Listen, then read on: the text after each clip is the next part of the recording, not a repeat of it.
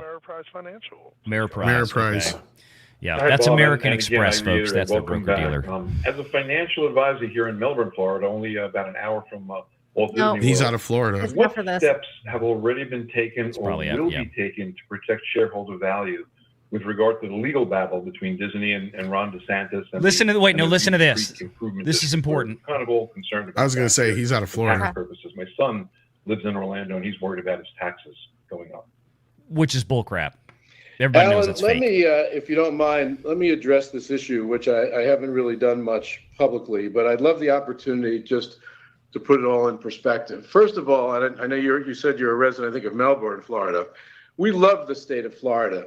And I think that's reflected in not only how much we've invested over the last 50 years, but how much we've given back in the form of jobs and community service, taxes, which you brought up, tourism, of course, and all sorts of other responsible business practices. We've also always respected and appreciated what the state has done for us. It's kind of been a two-way street. But a year ago, the company took a position on pending Florida legislation. Here we go. And while the company may have not handled the position that it took very well, a company has a right to freedom of speech just like individuals do. And obviously, in taking the position, the governor got very angry about the position Disney took. And it seems like he's decided to retaliate against us, including the naming of a new board to oversee the property and the business. Stop right there. Stop right there. Stop right there. Bob Iger just completely fucked himself. He just admitted during a stockholder call that there is no veil between the Walt Disney Company and Reedy Creek, which is something that everybody has known for decades. Reedy Creek was formed in 1967. It was meant to be a completely independent special taxing district working under that time, that 1967 special compact that nobody else got. Supposed to be, remember, Walt got that. Walt got that 1967 deal by doing what? Promising the state of Florida that when they start developing that property and building the state of Florida, the reason he got all of these massive God mode powers was because he was going to build a city called Epcot. City never happened. We got a theme park named Epcot. Never came out. Walt died a few months before the legislation was passed, and basically the Walt Disney Company after that decided we already got the legislation, we've already got the power. Screw this city idea. So they set up a couple of double wides, about 20 to be exact, in Bay Lake and Lake Buena Vista, which are the two cities, they're not cities, inside of the Reedy Creek district, and they're basically the voters. They're all put in there by the Walt Disney Company. And Bob Iger just came out during the earnings call and effectively admitted he tried to pull this First Amendment argument is what the dummies out there that don't know any better, I'm sorry to put it that way, I'm tired of arguing against these people that don't understand it, the dummies out there that don't know how stuff works. There is no First Amendment argument. Disney was not attacked or punished or reprimanded by the state of Florida. Reedy Creek was finally revisited because it was the only special taxing district out of over 1,700 of them in the state of Florida that got to operate in the manner that it did. Every other special taxing district in the state of Florida operated under sections 189 and 190 of Florida state statutes. Disney did not. Wow. When everybody was in the beginning saying, oh, well, look, we pulled up the Florida law. The legislature can't do this. This will happen. That'll happen. You know what everybody was citing? 189 and 190 of Florida state statutes. The areas of law that Reedy Creek did not operate under, and that was the point. And Bob Iger just goes out there and admits that, yeah, Disney's been controlling this at a corporate level all along. Reedy Creek is Disney. Disney is Reedy Creek. Why would Bob Iger do this? This is kind of out of hubris and frustration on his part, and I guarantee you that, first of all, let me be very clear. The Florida Supreme Court is never going to let this stupid shenanigan that Disney just did stand.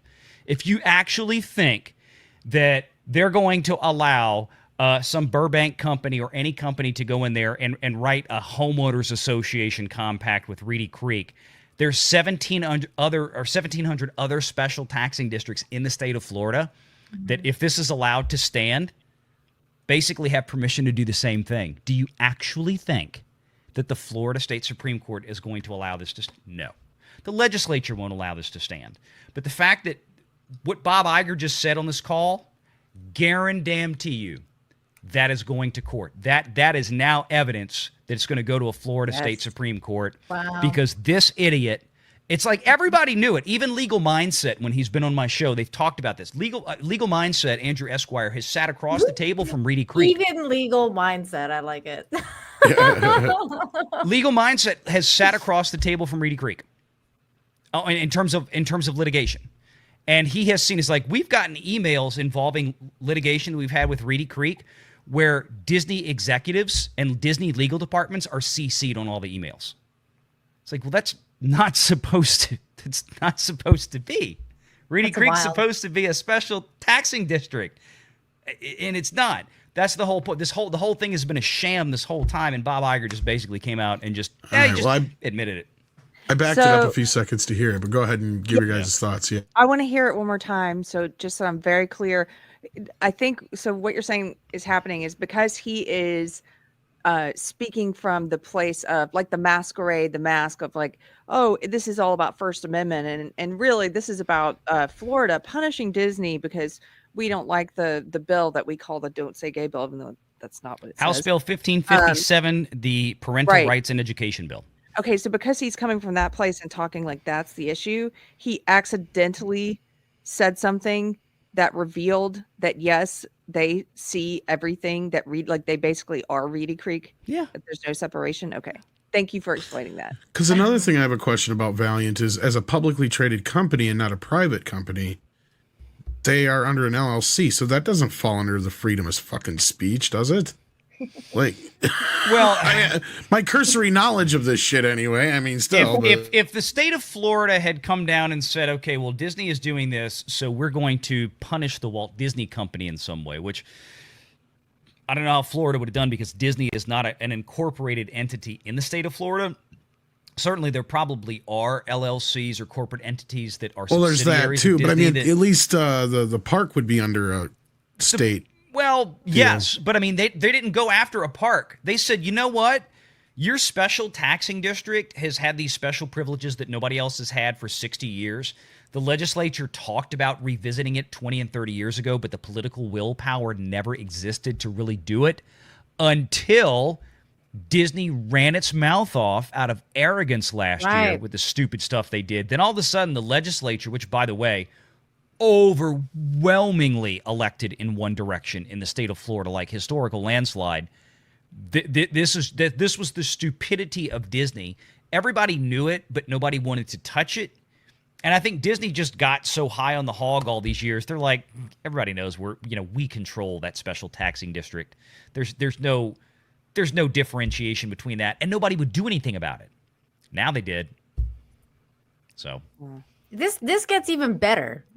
Oh yeah, way better. All right, yeah. So anybody got anything to say before we listen to his line again here? I backed it up about 20 seconds. Bob Iger simply should have just said, you know what, we're gonna, the attorneys of Reedy Creek are in, that's Reedy Creek's issue. That's not a Walt Disney Company issue.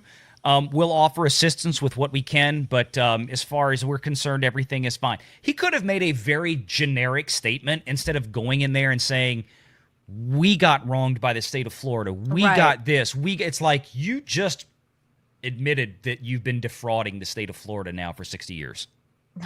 Stupid. Carrie, were you going to say something? I was just wondering, what's the time code on this part right here? Because I want to find it later. 45 minutes is where I'm at right now, roughly. Thank you. Yep. Oh my God, this is bad, Valliant. Because I mean, I bet the Disney lawyers are probably like, why'd you just say the? Oh, they had a closed door meeting when this was over. Well, let's. Anybody else before we get this going again? No, go. Go ahead. A company has a right to freedom of speech just like individuals do. And obviously, in taking the position, the governor got very angry about the position Disney took. And it seems like he's decided to retaliate against us, including the naming of a new board to oversee the property and the business. In effect, to oversee the business company for its exercise of a constitutional right. And that just seems really wrong to me. Against any company or individual, but particularly against a company that means so much to the state that you live in.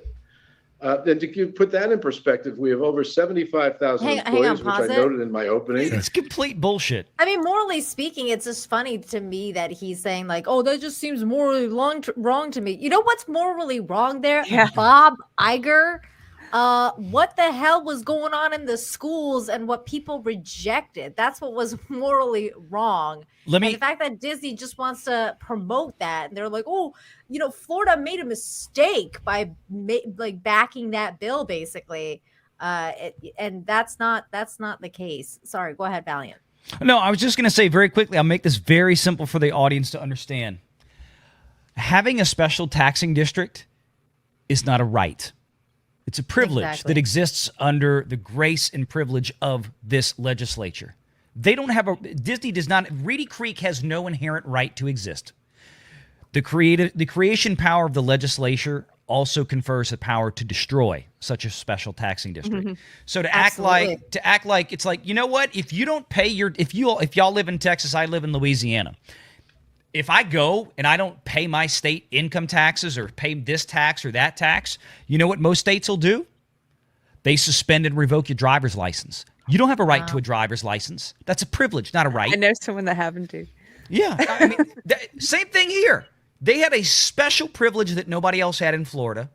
And the Florida state legislature finally said, you know what? This is ridiculous.